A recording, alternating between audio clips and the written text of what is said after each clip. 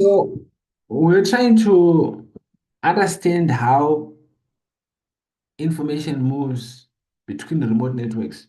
So I started explaining from the application layer going to the network layer where we have our encapsulation adding our IP addresses. Then we go to the data link layer, we add our MAC addresses. And point to note, the destination MAC address, if we are going to the remote network, will be the address of the default gateway because MAC addresses, they don't go out of the network. Very important. Right. When we get to the router, I said de-encapsulation starts, starting from the physical up until the network layer. From the physical layer, we remove the headers, trailers, and we look at the destination MAC address. If it's the same as our interface, our meaning the router, if it is the same as that of the router, it means that information was destined for the router. Therefore, it allows router to go up the layers. It removes that header and trailer and pushes de-encapsulates further, going up the layers. If it's not, the packet is dropped. Right. So we go up the layers at the network layer, de-encapsulation, we are now looking at the IP addresses. When we remove the headers and the trailers, we now look at the IP addresses. An IP address, it has the network ID and the host ID. The router is a routing device. Routing. Its main function is routing, choosing the best path to the destination in a network. So its main role is looking at the network ID. You notice that the network ID, you've had, do I have or do I know the network in my head on? And if it knows, in this case, let's assume it knows this network. So if it knows this network, push it up to this interface. Right. Push it to this interface, data redu kuti riende kuno. Zvinoti tasvika kumusoro kuno, takufanira kudzika futi re-encapsulation. So patinotanga ta re-encapsulation at layer number 3, our packet does not change its information because the source remains the source, the destination remains the destination. However, our layer 2 frame, it changes. Why? Because now MAC address source yaye yekubva panapa and destination inenge iri yepanapa. And before tinenge tisiri kuziva kuti destination ichii, ndo patakati we have a process inonzi ARP, address resolution protocol, inosenda a message here kuti I have an IP address because we know this IP address. I have this IP address. What is the MAC address of this device? A broadcast is sent to the network, every device in a receiver. Device is in a MAC address, is in an IP address, it drops the packet. Device in a IP address, it returns a message containing the MAC address. Kana MAC address taziva, it means at layer 2, patinoisa MAC address, MAC addresses edu, patinoita encapsulation, patinoita data framing. We have the source being the interface, rabane packet yedu. Then we have the destination being the address, you have an ARP. Then we can easily send our information to that device. Black Russian, were you answered? Yes, I was thoroughly answered. But however, it has created a little bit of confusion. Just a small bit. I just want to have clarity on something here. Yes. Since PC2 probably doesn't have a public IP address, so when we are If, sending something to let's stop there. PC2, Let's stop there. If we are considering this network at ISA and yeah. PC2 does not have an IP address, we will not be able to communicate with PC2. Because if we are dealing with remote networks, then there is need to an IP address. If we are dealing, Yeah, because define a remote. network yataisa apa is remote. Ndikacreate imwe network yakadai so. For example, this one. 1, 2. This is not a remote network. Here I can work without my IP addresses. I can work without my IP addresses. My MAC addresses, they can work perfect, no problem. But the moment that we a layer 3 device, we have now created a remote network, if I can say it.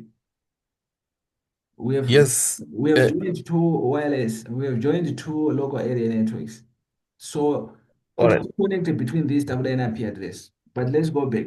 Yes, I understand that part. I'm saying a PC2 Uh, is a network, a separate network, probably in Harare and I mean Bulawayo on PC1. exactly. And PC2 is connected to that switch with 20 other devices, right? Yes, yes. And PC2 on its just like maybe other devices that are connected on that switch, it doesn't have a public IP address. So in any kind of when I'm sending from a PC1, Uh, the IP address that I'll be using is probably the interface of the router on the network of PC2. Then how does my message get to the intended recipient on PC2 without, um, I don't know if I make sense. okay, there's someone in the chat. Thank you very much. That was going to be my response, but tinenge tienda kumberi. Don is mentioning nyaya network address translation.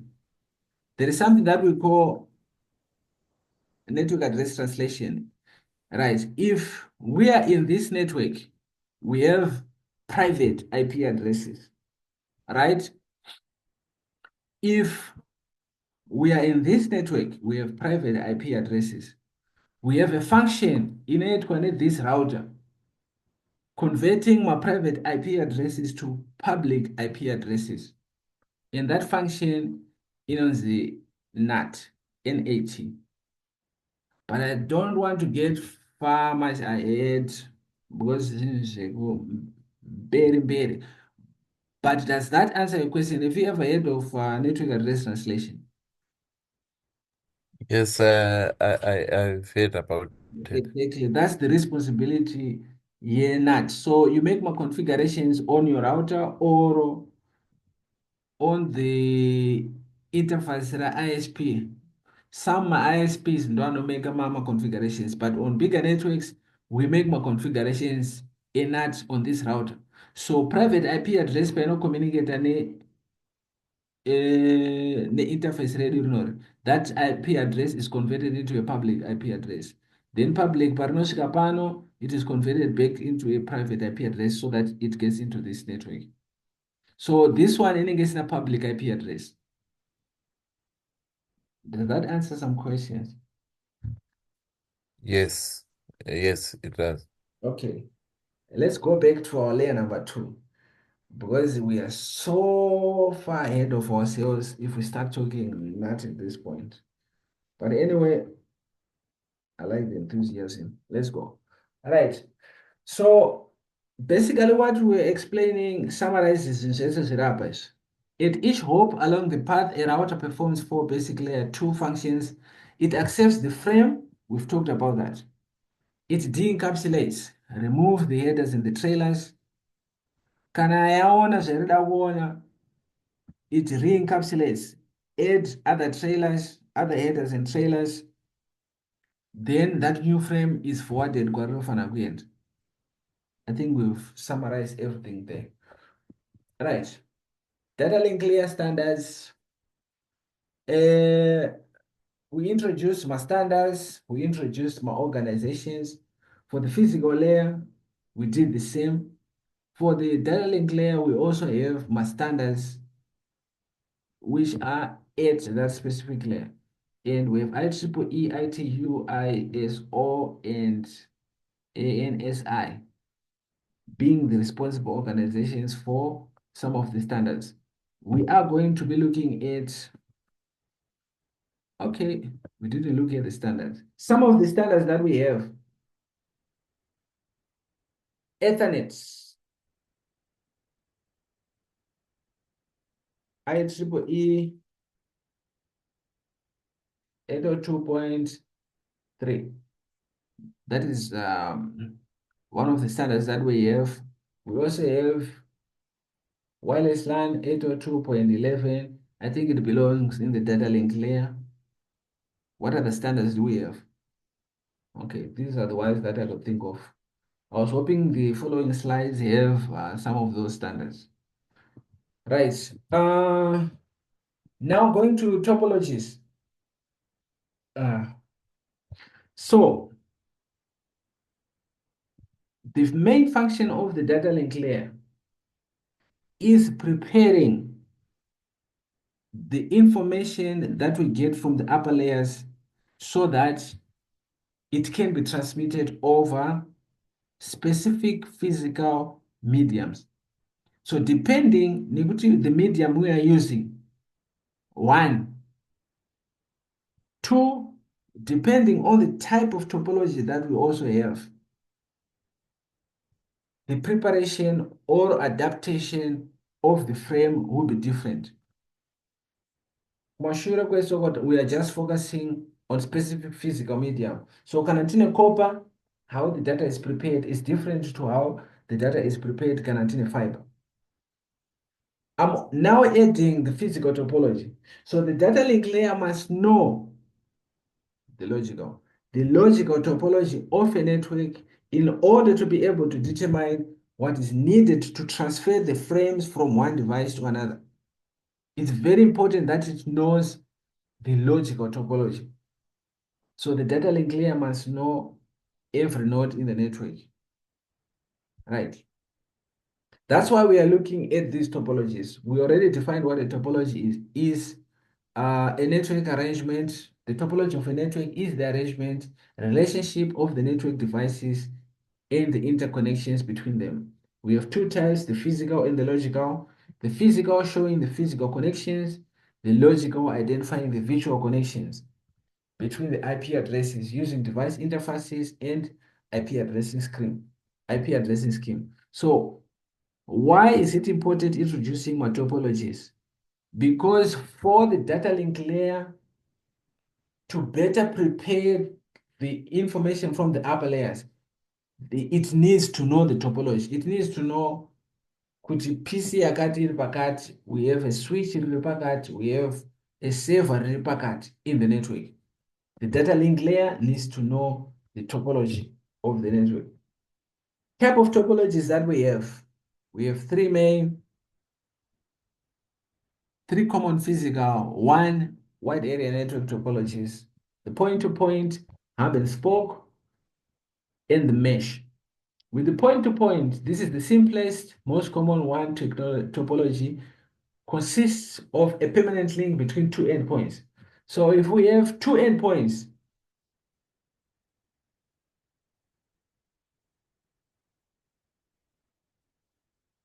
that's a point-to-point. All right, that's a point-to-point. I'll explain later on maybe the characteristics of a point-to-point. So if you have two nodes, node and this is basically a point-to-point. When we talk of hub and spoke, star topology, it looks like star topology. Hub and spoke will look like something like this. So we have some central device, okay, something like this. That's hub and spoke. Similar to a star topology, where a central site interconnects branches through point-to-point links. So you can see this is a point-to-point, right? But we have this central device controlling everything. At disadvantage, if this one goes down, everything goes down in the network. If this one goes down, everything in the networks goes down. One of the disadvantages of the hub and spoke. Then we also have the mesh, where every device is connected to every other device. Very simple.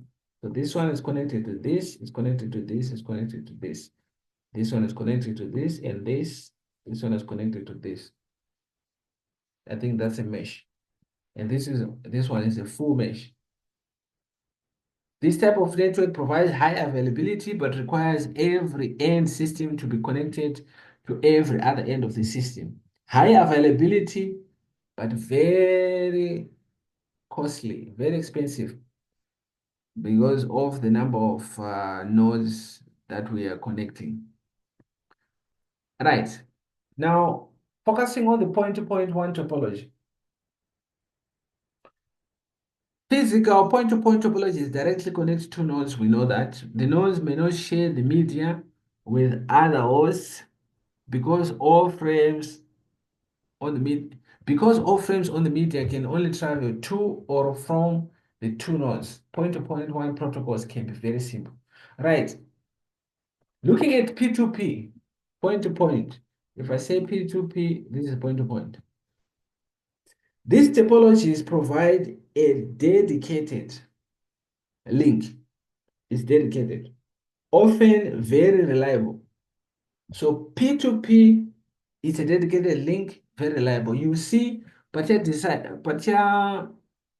tanga kudiscuss some wide area networks who mainly talk about this P2P because it's dedicated.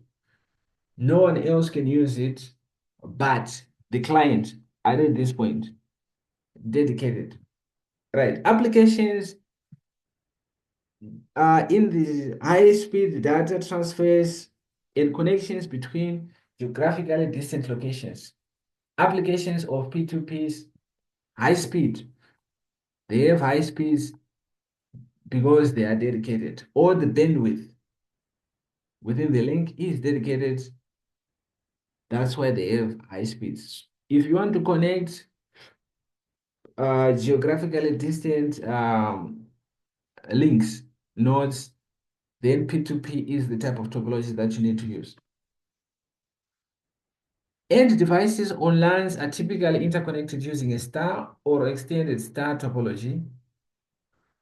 Star and extended star topologies are easy to install, very scalable, and easy to troubleshoot. Early Ethernet and legacy token ring technologies provide two additional topologies, the bus topology and the ring topology. Here we just got introduced to other types of physical topologies that we have: the star, the extended star, the bus topology, the ring topology. I think what is important, not going into too much detail about these type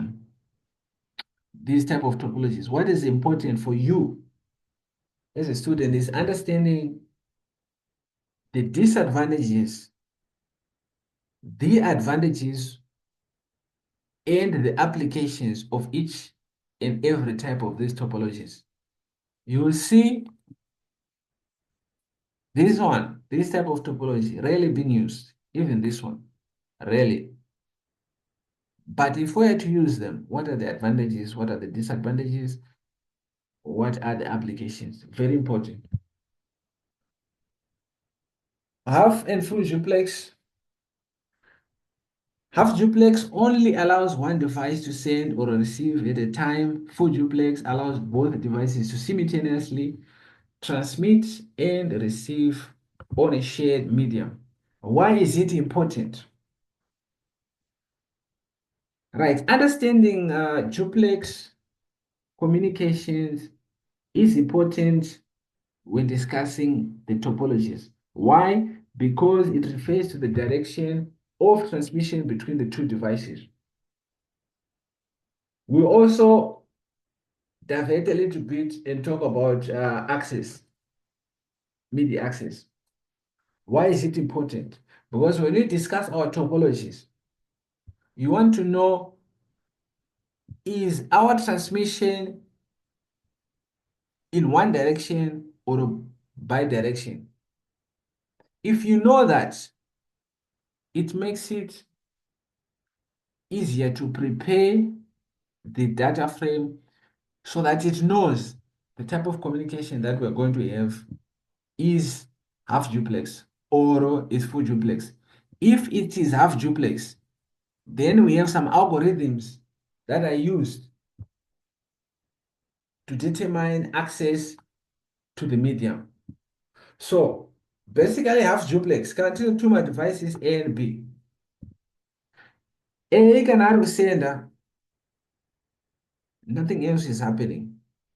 Then B can have responder, nothing else is happening. That is half duplex. So if that is not known, Panova information from the upper layers, it is SHICAM layer number 2.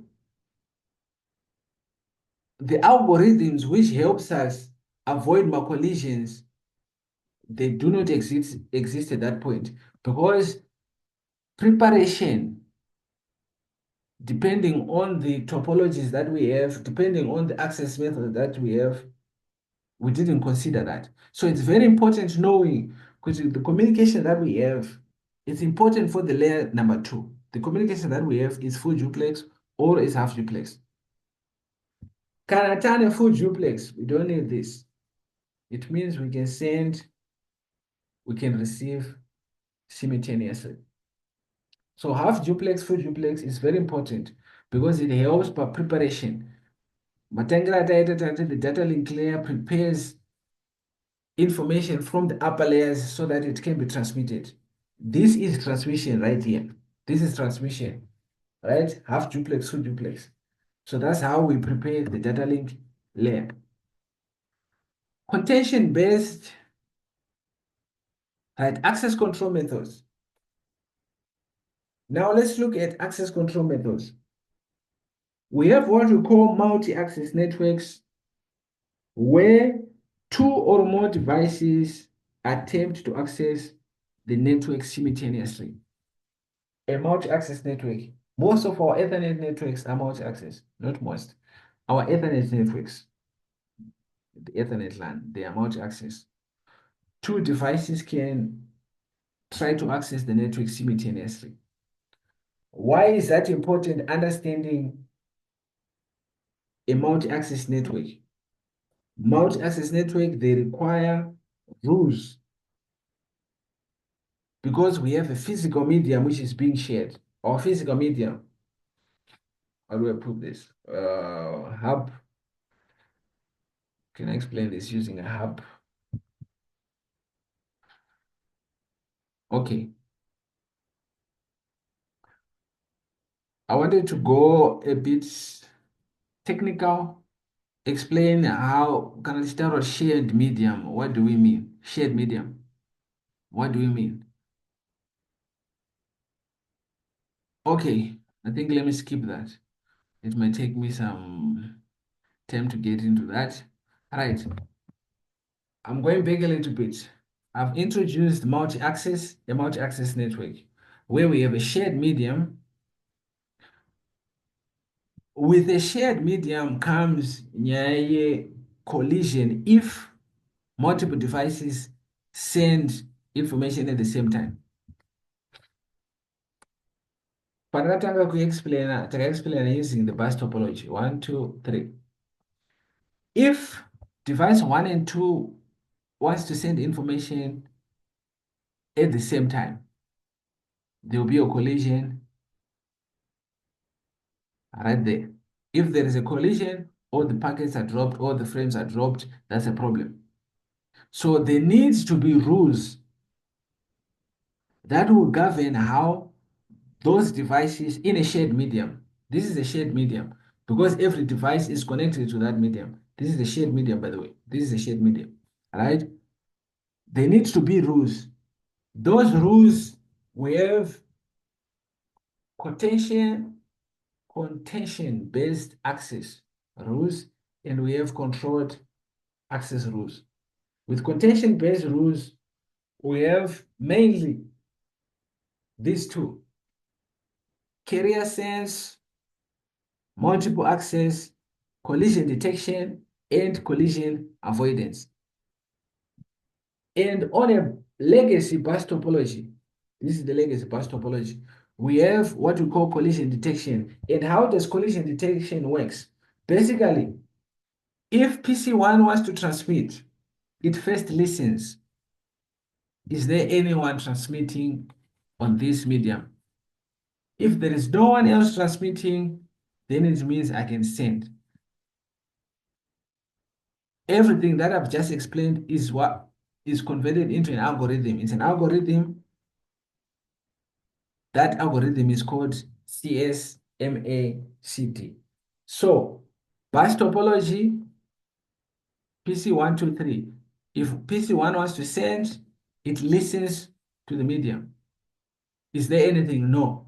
Then it sends. If there is something in the medium, it means another device is sending. So the device waits. If it so happens that we have a collision or the device, they don't send for a specific amount of time, and Bumira send anything, then if that time yapera, we start listening again. If there is nothing we send, that is what we call collision detection. Carrier sense multiple access collision detection. Now with collision avoidance used in wireless LANs, Wi-Fi, it goes a step further. Instead of just listening and waiting to see if there is nothing in our medium, this one sends my request. It actually sends my request. Does anyone wants to send something? And the responses will come, no, no one wants to send something. Then that's how a device sends via that shared medium. So it's collision avoidance in the sense with this one, the first one. Maybe this one again with the listening, it listened, maybe a Panachin. But at that same time, by not saying that this one also sends. That's a collision. It does not have my capabilities of avoiding. It can only detect. With wireless LANs, we have collision avoidance a bit step further from collision detection. But basically, these are algorithms used to govern who gets access to the medium. Tine devices akawanda, but ndiani anokwanisa kufamba. It's like having that camcode, one small road, tine highway irubva kunoku. Motikari dzigari dzakawanda kunoku. Who gets access yekupinda pakamcode? So the algorithm determines who gets access, 1, 2, 3, 4, 5 of these 6 devices, so that we don't collide at some point there. All right, controlled access, deterministic access where each node has its own time on the medium, has its own time. So if I'm to give that same example at upper ish, right? 1, 2, 3 devices. Number 1, 2, 3, anenge ane time yake yekuti ndiye ari kufanira kushandisa apa, and no one else can use that. The problem with this is the inefficiency of that type of controlled access, type of algorithm. It's very inefficient. Maybe number 1, it doesn't even want to pass through here. So there is nothing. But if it's the time for number 1, no one else can go there. So it's very inefficient. That's why it's a legacy network. That's why it's used on legacy networks. When you say legacy, we're talking of traditional, we're talking of data. Right. So these are access control methods that we have. I think in summary, we need to understand most importantly these two. How do they work? One is for collision detection, the other one is for collision avoidance. Here they are fully explained. Collision detection, it operates in half duplex where only one device sends and receives at a time, uses a collision detection process to govern when a device can send and what happens if multiple devices send at the same time. If they send at the same time, there's definitely going to be a collision. Then after that collision, nothing is being sent. Nothing gets sent in the medium. We wait for some time, then we start listening and sending again. Collision detection process, devices transmitting simultaneously will result in a signal collision on the shared media.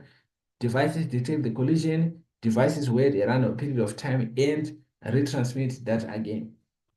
Then with collision avoidance, I think we've already passed through this. Its process when transmitting devices also include the time duration needed for the transmission. Other devices on the shared medium receive the time duration information and know how long the medium will be unavailable. So these are the messages, the requests that are being sent. I'm going to send information over this medium. I'm going to take this much time. I think the first message is being sent. Is there anyone using the medium? No. In the audience medium for this long. So no one should send for this long. That is collision avoidance. That's the algorithm. A bit different name, collision detection. Right. Looking at the data link frame. The data link frame is made of three parts: the header, the data, and the trailer. The fields of the header and the trailer vary according to the data link layer protocol. I think we've already mentioned this. We started with the data link layer prepares the encapsulated data, which can be IPv4 from the upper layers, which can be IPv4 or IPv6 from the network layer. This is the data that is encapsulated, right? Prepares it for transport across the local media. The structure of that frame, it is not fixed. I think we've gone through this. It is not fixed. It adapts to the specific needs of the network environment. And some of the factors that affect the structure of that frame. One, media. What is the type of media that we have? Number two, we discussed access methods, right? Coming from if the system is half duplex or full duplex, which type of access method are we using? What type of algorithm are we going to be using? So the information which is in the header and the trailer varies depending on this. That's why you see it's not fixed.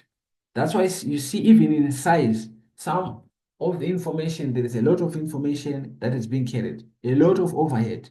Some, there is not much overhead.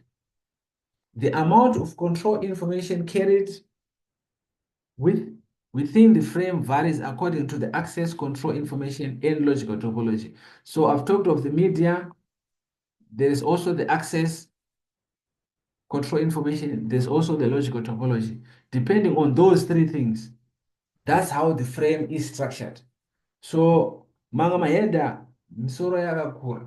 Ringana nemisoro yakakura. Mahedhas anenge akati kurei depending ne these three factors: the media, the topology, and the access control methods. Right. Looking at the frame itself, it has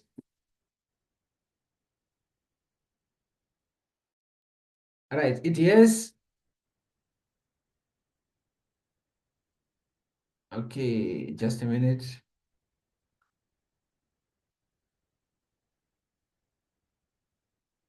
What happened there? All right. Can you see my screen?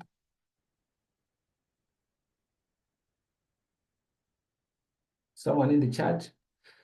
Yes, I can see. Ameno Ama. Right. I'm trying to finish in 4 minutes. Let's go. So this is the structure of the frame. It has the header, it has the trailer, it has the packet data. What is this packet data? That is the data from the upper layers. So that is the data, that is where our message is in that data, plus the headers from the transport layer, plus the headers from the network layer. And now we are at layer number 2. We add our own headers and trailer. In our header, we have the frame start and the frame stop, which identifies the beginning and end of the frame. We have addressing, where we have our source and destination MAC. We have the type, which identifies the layer 3 protocol which was used. The layer 3 protocol can be IPv4 or IPv6. The control identifies flow control systems. That's where we have what we call quality of service. Control, quality of service, prioritizing traffic over other traffic. The data contains the frame payload. Within the frame payload, dominant message anymore, but there is also my headers, egg network, my headers, NEMA trailers, egg transport as well. Then we have the error detection code used to determine transmission errors. That is RIM trailer. This is the structure of a frame. Iwe unofanoziva every component of this structure, your frame. And briefly, what does it do? It's very simple. So from the frame, start and stop, addressing, type, control, data, error detection. Layer 2 addresses. Right. I think I can finish in 2 minutes. Layer 2 addresses. Here, I think it's sort of a repetition of what we were discussing in module number 3, even in part when we were talking about when you are communicating with the remote network. Layer 2 addresses contained in the frame header, used only for local delivery of a frame on the link, updated by each device that forwards the frame. I want to focus on this. Updated by each device that forwards the frame. If we are communicating locally, no problem. The source and destination MAC, no updates. But can I type a remote? I'm trying to communicate between PC1 and this web server. The source and destination MAC. Source panapa inengere this PC. Destination inengere panapa. Parinosvika router, router de-encapsulates, re-encapsulates. Parinoitwa re-encapsulates, the source inenge yaya panapa, the destination yaya panapa. Parinosvika panapa, re-encapsulates, de-encapsulates, re-encapsulates. The source yaya panapa, the destination yaya panapa. So that basically summarizes the type of communication that happens with layer 2 addresses. Finish up. These are some of the protocols that we use.